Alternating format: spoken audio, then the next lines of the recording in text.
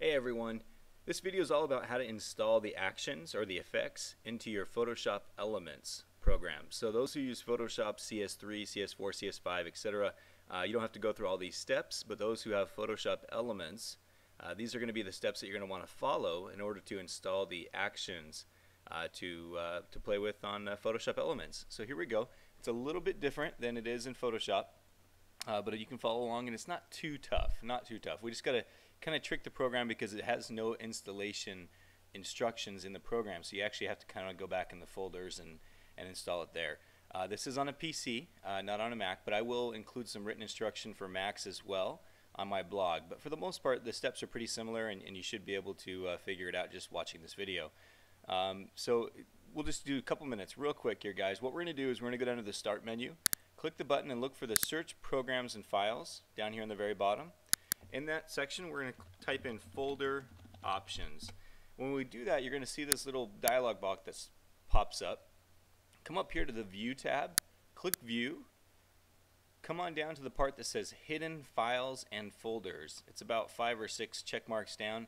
Hidden Files and Folders. Click the one that says Show Hidden Files, Folders, and Drives. Make sure that's selected and click OK. The reason we want to select that is because our next step is going to be going to the computer, the computer drive is what it's called. So I'm going to click on that.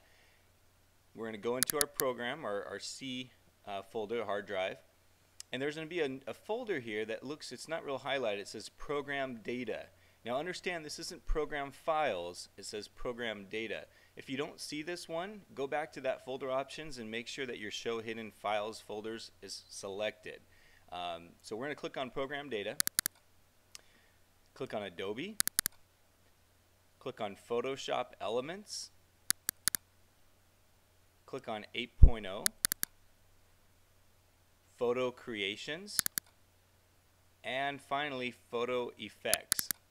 Now when you open this up, mine looks a little bit different than yours because I've already installed them on my computer, but you're going to see some of the same old different actions that you would see on Photoshop Elements currently, like old paper, old photo, soft focus, rubber stamp, that kind of stuff.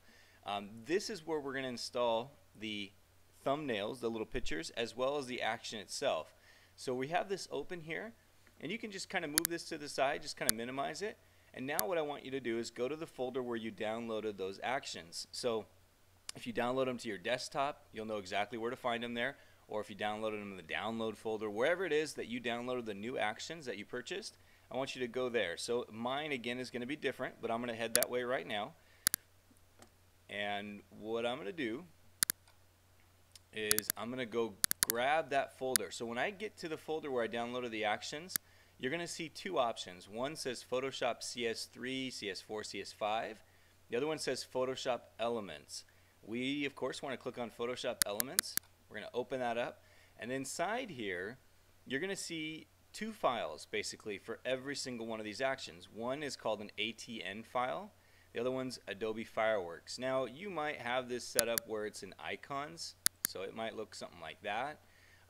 You might have it set up in a list, where it might look something like that. It doesn't really matter, but what I want you to do is I want you to select every single one of these icons here in the whole folder. So you can either do this by hitting Control A. Whoop, there we go. So click inside there, hit Control A, that will select all. Or if you just want to drag over every single one, that's fine. Just drag over the top of every single one, select everything you see there. Don't change any of these names, because if you happen to change one name, then the picture that goes along with it won't follow it, so you won't be able to see it in your program. But I want you to select them all. And then what I want you to do is go back to where that folder was, what we previously opened, and I want you just to drag these over.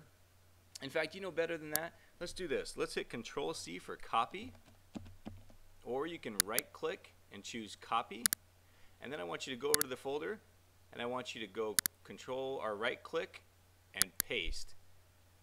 Now for mine, it says that you already have these in there, and that's true, I do. So I'm not going to worry about it. I already have mine installed, but you're going to see that yours are going to load up over there. Now the reason I wanted you to do a copy and paste is because I want you to have a backup copy just for whatever reason. If you need to go back to those, I wanted you to make sure that you had those there somewhere. In fact, I would, put them in a backup hard drive or something where you can access them later if you happen to have to reinstall the program or whatever. But so again, copy those, paste them into this folder, and then once they're in this folder, you're going to see them just like I have here.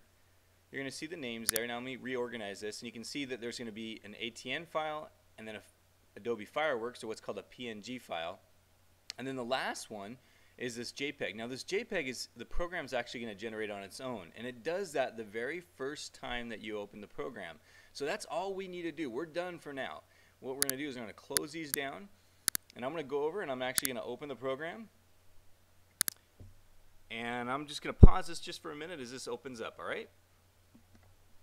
So now we got our program opened up in Photoshop Elements, and the first time you open it after installing these actions, you might see a little dialog box where what it's doing is it's generating these thumbnails to the right here on the side. Now you might not be in this mode. I actually opened it in the edit mode. You might be in the organize mode, but all you got to do is come up here and click edit, and then once you click to edit, you see this little box, the third one over below effects. It says photo effects. If you click it, you now should see these actions here. Now it might have one of these dialog boxes selected, and if it does, just come down to show all, and you might have to scroll down depending on what else you have. But if you just scroll down, you should see all these new actions or effects that have been installed on your photos, and you're ready to go. Now all you got to do is go and open a folder up or a file. Let's just choose one right now. And just to check them, make sure it works, we're going to click on Breckenridge. And we can do this one of two ways. We can click on it and hit apply, and you'll see that it runs the action and takes it and it puts it right there for you. Or we can actually come up here and we can say, okay, let's try Coeur d'Alene, and we double click on it, and you can do it that way as well. So you can either double click or you can click the action and hit apply. Either way, that's going to run that action on your photo and you're ready to go. So if you have any questions, feel free to email me, but hopefully that installation was easy enough for everyone to follow along.